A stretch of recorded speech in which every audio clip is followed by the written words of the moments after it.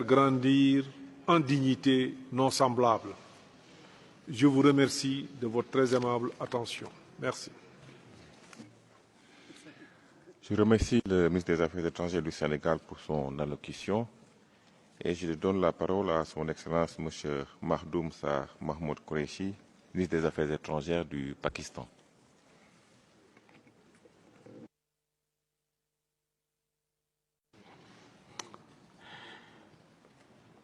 President, Ambassador Kolisek, High Commissioner for Human Rights, Madame Bachelet, Excellencies, distinguished delegates.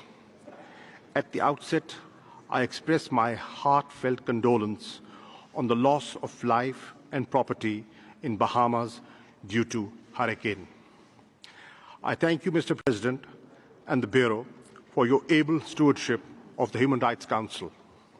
I also commend the High Commissioner, Madame Bachelet, and her office for their contributions towards protecting and promoting the universal values of human rights. We welcome the updates yesterday on current crisis in the Indian-occupied Jammu and Kashmir.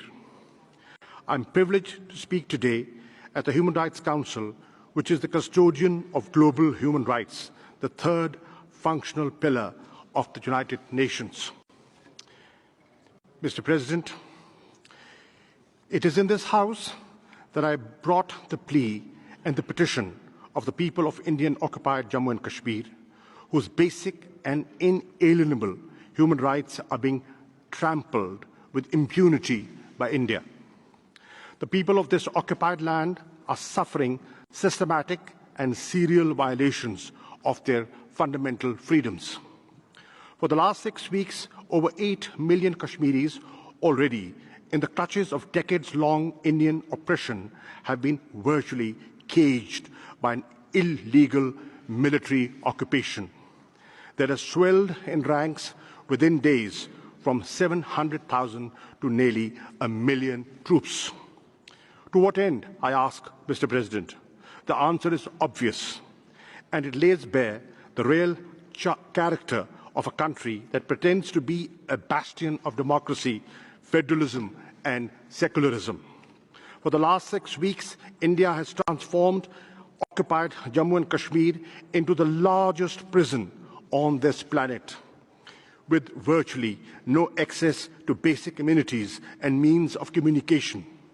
Shops are running short of supplies, hospitals of life-saving medicines, and the sick and wounded, many of them due to the direct and indiscriminate use of force by the Indian occupation forces, unable to access even emergency health services.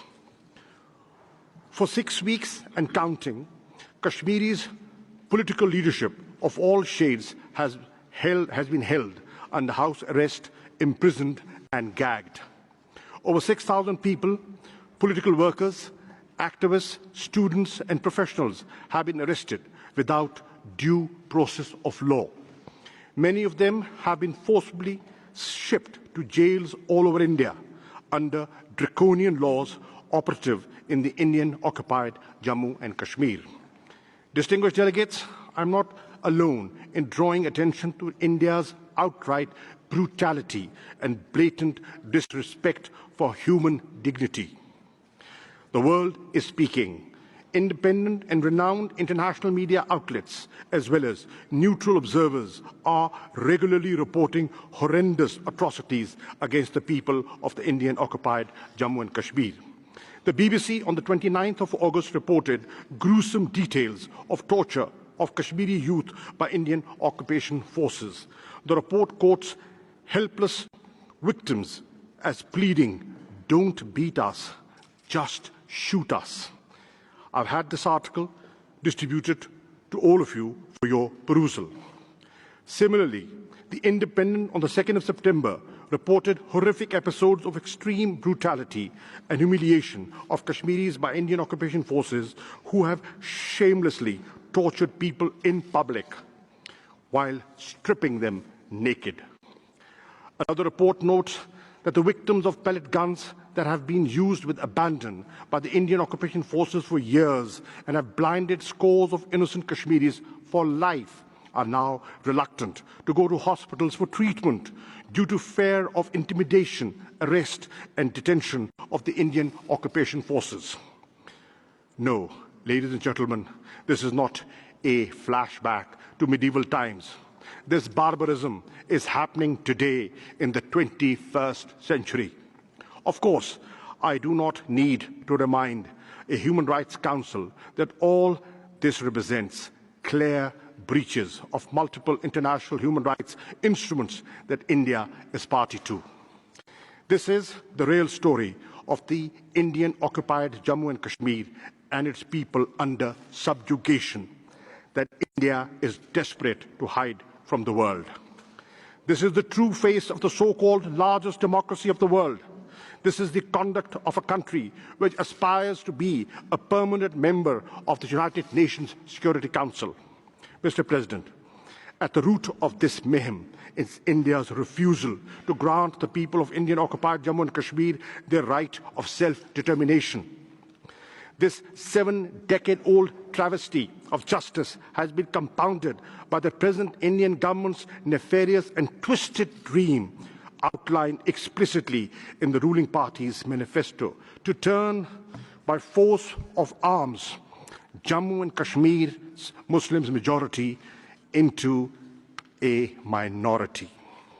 India's unilateral actions of 5th August 2019 of altering the status of occupied Jammu and Kashmir, recognized as a disputed territory by the UN Security Council, are illegal under international law. With these illegal changes, India's presence is, by its own yardstick, a naked foreign occupation. These measures contravene the 4th Geneva Convention that prohibits migration to and from an occupied territory. They are also a flagrant violation of several UN Security Council resolutions.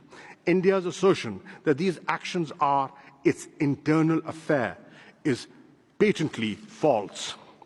As a matter of fact, Jammu and Kashmir has been on the agenda of the United Nations for over 17 years now. The meeting of the Security Council on the 16th of August to discuss the Jammu and Kashmir dispute is an attestation of this fact. What is happening in Indian-occupied Jammu and Kashmir is not a country-specific situation in this Council's parlance. The atrocities and abuses are being inflicted upon the people of a disputed and occupied territory, as affirmed by international law. The situation in this occupied territory must therefore be of direct international concern. It is not and can never be an internal matter for India. Excellencies, the forlorn, traumatized towns, mountains, plains and valleys of Indian-occupied Jammu and Kashmir reverberate today, and with the grim reminders of Rwanda, Srebrenica and the Rohingya and the pogrom of Gujarat. The people of Indian-occupied Jammu and Kashmir are apprehending the worst. Some have said that Kashmir echoes with the silence of the graveyard. Others contend that it is a lull before a storm. I shudder to mention the word genocide here, but I must. With the respect to the Genocide Convention, the Kashmiri people in the occupied territory as a national, ethnic, racial and religious group of people face grave threats to their lives, way of living and livelihoods from a murderous, misogynistic and xenophobic regime. One international civil society organization based in the United States has already issued a genocide alert proclaiming that the situation in Indian-occupied Jammu and Kashmir has crossed the 10 stages of the genocidal process. Distinguished delegates, India's effort to hide its atrocities in the Indian-occupied Jammu and Kashmir by falsely labeling it terrorism and cross-border terrorism are shameless and indefensible. Pakistan has suggested a number of bilateral and multilateral mechanisms that would disprove India's self-serving claims. We have recently proposed to double the strength of the UN observers' mission to monitor the line of control. India outrightly rejects all these proposals. I have every fear that India will once again resort to false flag operations and the use of the bogey of terrorism as a red herring to divert international opinion, even attack Pakistan. Another Indian ploy to deflect attention is its increasing violations of the 2003 ceasefire understanding on the line of control and regular and persistent targeting of civilians in Azad Jammu and Kashmir. India has used cluster munitions and heavy artillery in flagrant disregard of fundamental norms of international humanitarian law. This must end immediately. Mr. President, I have regularly sensitized the UN Security Council about the grave dangers to peace and security in nuclearized South Asia and beyond, as a result of India's reckless posture and draconian measures. We have welcomed consultations by Security Council members on the unfolding developments. While the Security Council is seized of peace and security dimensions of the Jammu and Kashmir dispute, the Human Rights Council must pay far greater and immediate attention to the human rights of the people of the Indian-occupied Jammu and Kashmir. In doing so, the Human Rights Council has, for its consideration, the two Kashmir reports issued by the Office of the United Nations High Commissioner for Human Rights in June 2018 and July 2019. Both reports make a clear recommendation to this Council to constitute an independent commission of inquiry to investigate and report human rights violations in Jammu and Kashmir. I reiterate from this platform Pakistan's endorsement of the recommendations of these reports. We urge focused discussions on the two reports in the Human Rights Council and a unanimous decision by this House to implement their recommendations made to India, Pakistan, and foremost to the Human Rights Council. If India has nothing to hide, it should allow unhindered access to the Commission of Inquiry as recommended by the UN High Commissioner. Pakistan stands ready to allow access to the proposed Commission of Inquiry or other mechanisms on our side of the line of control, together with similar access to Indian-occupied and Jammu and Kashmir. Mr. President, the Human Rights Council must pay heed to the plight of the Kashmiri people and address the warning signs of a looming catastrophe. For this, the Council should immediately take the following steps. 1. Urge India to immediately stop the use of pellet guns, end the bloodshed, lift the curfew, reverse the clampdown and communications blackout, restore fundamental freedoms and liberties, release political prisoners, stop targeting human rights defenders, and fulfill obligations under the United Nations Security Council resolutions and various human rights instruments as required by international law. India's draconian emergency laws in occupied Jammu and Kashmir cannot be allowed to stand. 2.